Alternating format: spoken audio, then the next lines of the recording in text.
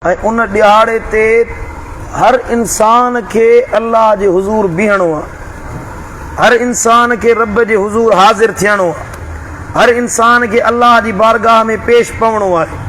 वो नबी हुजन, वली हुजन, रसूल हुजन, पैगंबर हुजन, केर बि हुजन, हर हिक के अल्लाह जे हुजूर में बीहणो आहे। ये 50,000 साल हर इंसान उभ पेरो बीहणो आहे। न कुर्सी हूंदी, न छांव हूंदी, न को आसरो सहारो हूंदो, का शइ कोन हूंदी। साईं करीमन सल्लल्लाहु तआला अलैहि वसल्लम फरमायो, ये ज़मीन ट्रामे जी बणजी वेंदी, सिज काने बराबर हेठ लही ईंदो, तपश हूंदी, निटण हूंदी। हाणे जून जुलाई में थोड़ी गर्मी थिए थी त असांजो साह थो वञे, को छांव पास ॻोल्हींदासीं, को वण जो पाछो ॻोल्हींदासीं, को दीवार जो सायो ॻोल्हींदासीं, को पखे जे हेठां वञी वेंदासीं त जीअं गर्मी जो वक़्तु टारियूं, मांझांदो टारियूं। पर क़यामत जे ॾिहाड़े को सायो न हूंदो जे हेठां वञी पनाह वठिजे। उन ॾिहाड़े ते कुझु खुश नसीब अहिड़ा बाना आहिनि जन खे अल्लाह ताला पंहिंजे अर्श मुअल्ला जे साए जे हेठां विहारींदो। वरी चओ सुभान अल्लाह। अल्लाह जो क़ुरान थो फरमाए, उन ॾिहाड़े अर्श जे साए खां सिवा को सायो न हूंदो, अर्श जे साए खां अलावा ॿी का छांव न हूंदी। पोइ उन्हनि में हिकिड़ा खुश नसीब हूंदा, सबअतुन युज़िल्लुहुमुल्लाहु फी ज़िल्लिही यौम ला ज़िल्ल इल्ला ज़िल्लुहु। 7 खुश नसीब अहिड़ा हूंदा जेके अल्लाह जे अर्श मुअल्ला जे साए जे हेठां विहारिया वेंदा, जेॾी अर्श जे साए खां सिवा को सायो न हूंदो। अर्ज़ कयो, या रसूल अल्लाह, कहिड़ा कहिड़ा खुश नसीब जेके अर्श जे साए जे हेठां वेंदा? आका करीम फरमायो, पहिरियों अल इमामुल आदिल, उहो अॻवान, उहो आदिल हुक्मरान जेको अवाम में अदल ऐं इंसाफ़ करण वारो आहे। उहो हुक्मरान, हुकूमत जी गादी ते वेहण वारो, कुर्सी ते वेहण वारो, जंहिंखे अल्लाह हुकूमत जी चाबी ॾिनी आहे, हुकूमत जो अल्लाह ताला उनखे नेमत ॾिनी आहे। पोइ उहो कहिड़ी बि सूरत में आहे, नंढी कुर्सी आहे या वॾी कुर्सी आहे, उहो पंहिंजे मातहतनि सां इंसाफ़ थो करे, हक़ ऐं सुहिणो रवैयो इख्तियार थो करे, हक़दारनि ताईं हक़ पहुचाए थो, कंहिंसां ज़ुल्म नथो करे, कंहिंसां ज़्यादती नथो करे, कंहिंसां नाइंसाफ़ी नथो करे, अदल करण वारो आहे। इहो आदिल हुक्मरान क़यामत जे ॾिहाड़े अर्श जे साए जे हेठां विहारियो।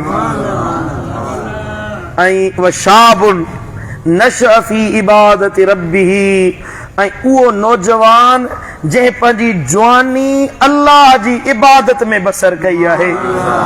उहो नौजवान जेको पंहिंजी जवानी खे अल्लाह जी इबादत में गुज़ारे, रब जी बंदगी में गुज़ारे, पंहिंजी जवानी खे गुनाहनि में न विञाए, ख्वाहिशुनि जी ताबेदारी में न विञाए, शैतानी रस्तनि ते पंहिंजी जवानी खे न विञाए, अल्लाह जी बेफ़रमानी न करे, अल्लाह जे हुक्मनि खे न भञे, बल्कि पंहिंजी तवानाई, पंहिंजी जवानी, पंहिंजी कुवत, जवानी जी सोच खे मदीने वारे साईं जी सुन्नत जे ताबे बणाए छॾे।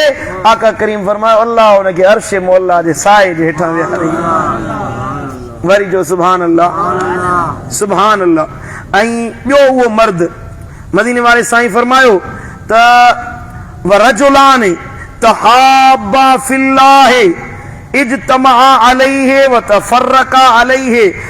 उहे मर्द जेके अल्लाह जे ख़ातिर हिक ॿिए में मोहब्बत रखनि था, उन्हनि जो विच में को रिश्तो न आहे, को ताल्लुक न आहे, न ज़ात भाई आहिनि, न कारोबारी ताल्लुकात आहिनि, न रिश्ता आहिनि, न नाता आहिनि, कुझु बि न आहे। बसि उहे अल्लाह जे ख़ातिर हिक ॿिए में मोहब्बत रखंदा आहिनि। मस्जिद में आया आहियूं, निमाज़ पढ़ी आहे, असां क़ौम ॿी आहे, कबीलो ॿियो आहे, नसुल ॿियो आहे, न असां हिक ॿिए में माल जे एतबार खां बराबरि आहियूं, न इल्म जे एतबार खां हिक ॿिए में बराबरि आहियूं, पर आहियूं त अल्लाह जा बाना न, पाण में गॾिजी वेहनि था, उहे हिक ॿिए सां मोहब्बत रखनि था। मदीने वारे साईं फरमायो, इहे ॿई मर्द, इहे ॿई मुस्लमान क़यामत जे ॾिहाड़े अर्श जे साए जे हेठां विहारिया वेंदा। ईअं न आहे त इहे 7 आदतूं हुजनि त अर्श जो सायो नसीब थींदो। इन्हनि मां का हिकिड़ी शइ नसीब थी वञे न, अल्लाह उन मां अर्श जो सायो अता कंदो। सुभान अल्लाह। ऐं ॿियो, रजुलुन कल्बुहु मुअल्लकुन फिल मसाजिद।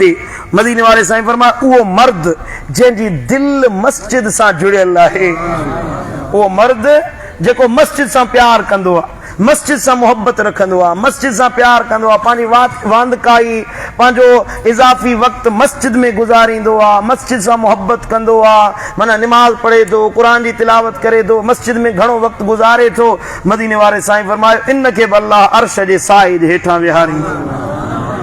ऐं वरजुलुन दअतहु इम्रातुन ज़ात मनसबिन व जमालिन, हिकिड़ो मर्द आहे नौजवान जंहिंखे का औरत बुराई जे लाइ सॾु करे, बदकार औरत उहा हिनखे ज़ात मनसबिन व जमालिन, सुहिणी बि आहे, हुस्न वारी बि आहे, तन्हाई बि मुयसर आहे, को ॾिसण वारो बि नाहे, को पसण वारो बि नाहे, चाहे त बुराई करे सघे थो, चाहे त गुनाह करे सघे थो, पर मदीने वारे साईं फरमायो उहा औरत हिनखे सॾे थी, फ़क़ाल इन्नी अख़ाफ़ुल्लाह, हे जवान चए थो मां इन बुराई जे वेझो कोन वेंदुसि, छो त मां अल्लाह खां डिॼां थो, अल्लाह जो ख़ौफ़ रखां थो।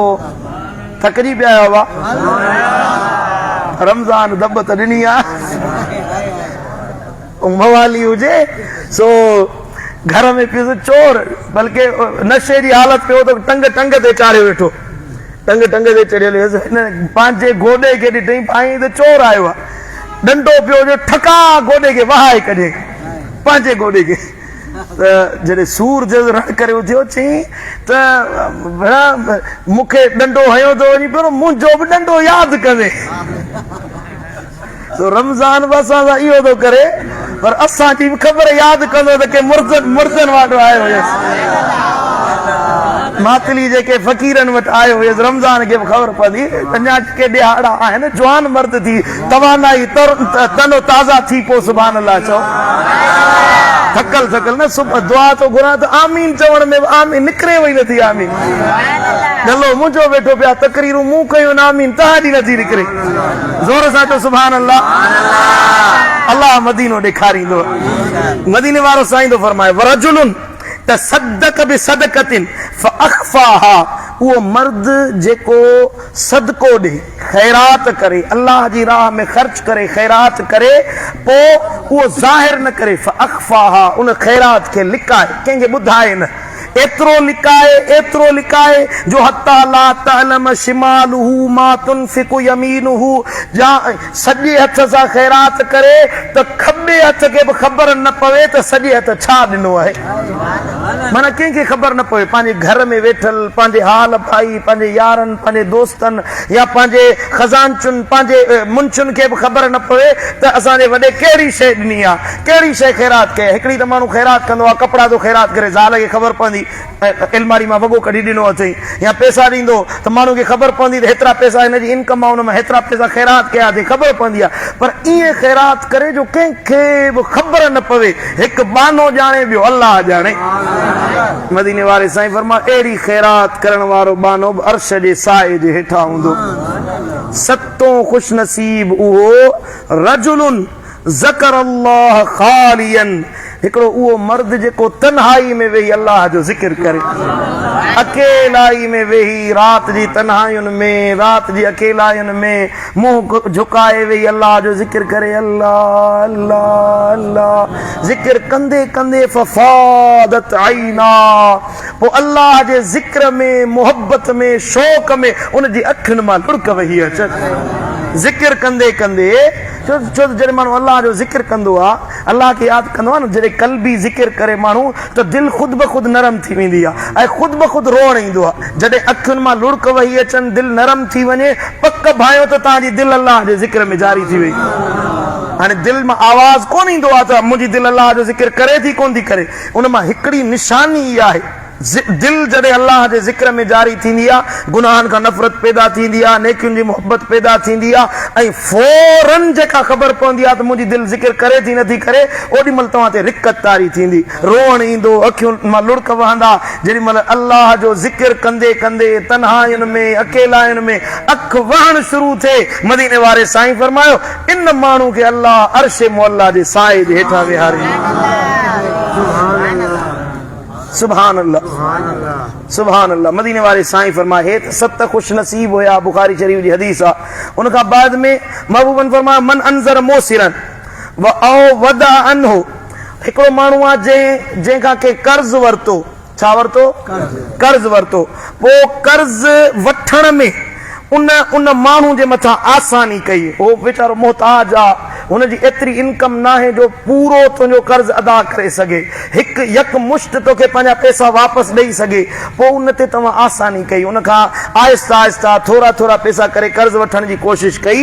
मदीने वारो साईं तो फरमाए अज़ल्लहुल्लाहु फी ज़िल्लिही यौमल क़ियामत, इन माण्हू खे बि क़यामत जे ॾियारे अल्लाह अर्श मुअल्ला जे साए जे हेठां विहारींदो।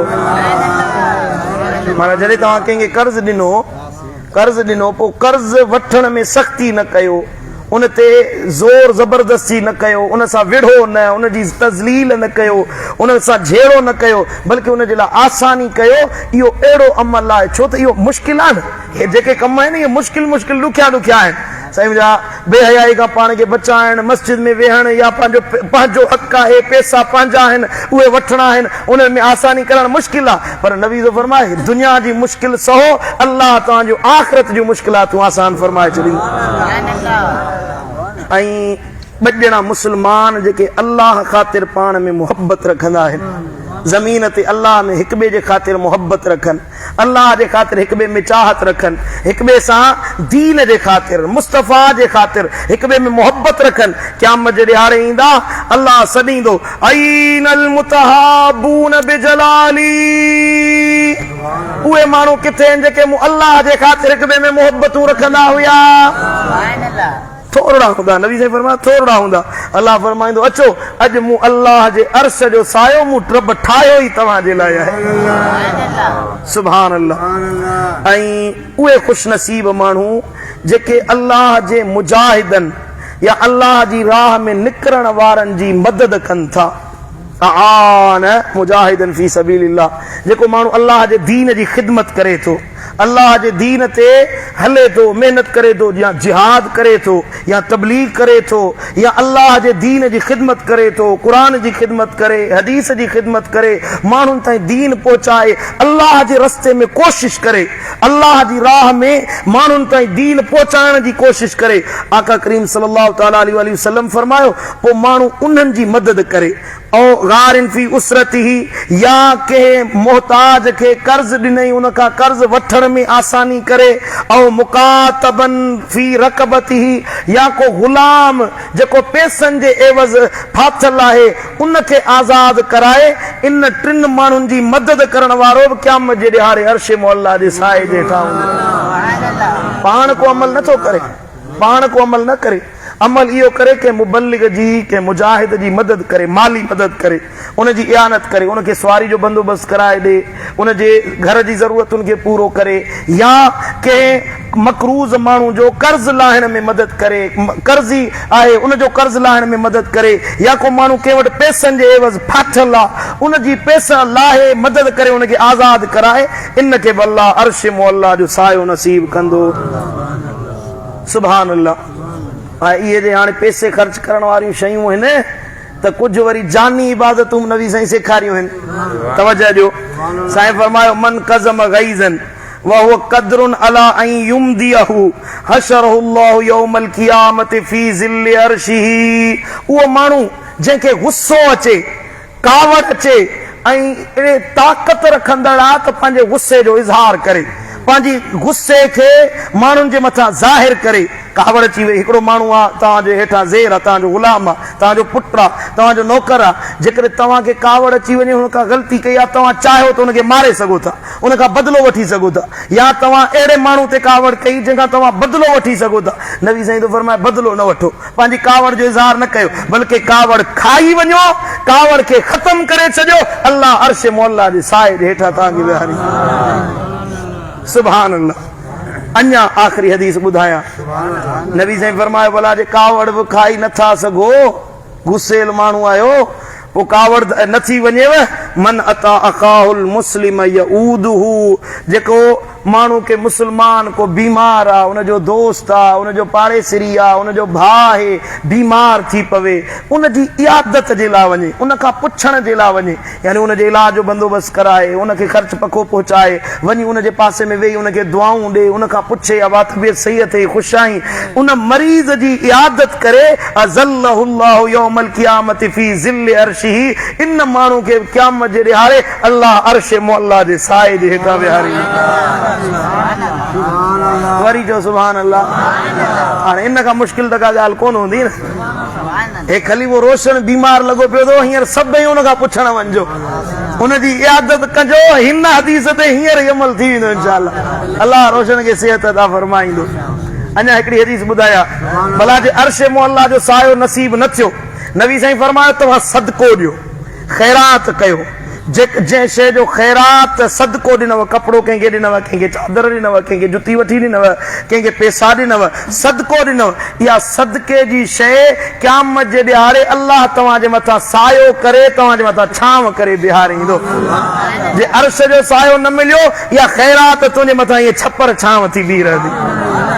अल्लाह ताला शाल असांजे मथां आसानी करे, क़यामत जी हौलनाकियुनि खां रब असांखे बचाए। अल्लाह क़यामत में असां सभिनी खे पंहिंजे अर्श मुअल्ला जो सायो नसीब फरमाए।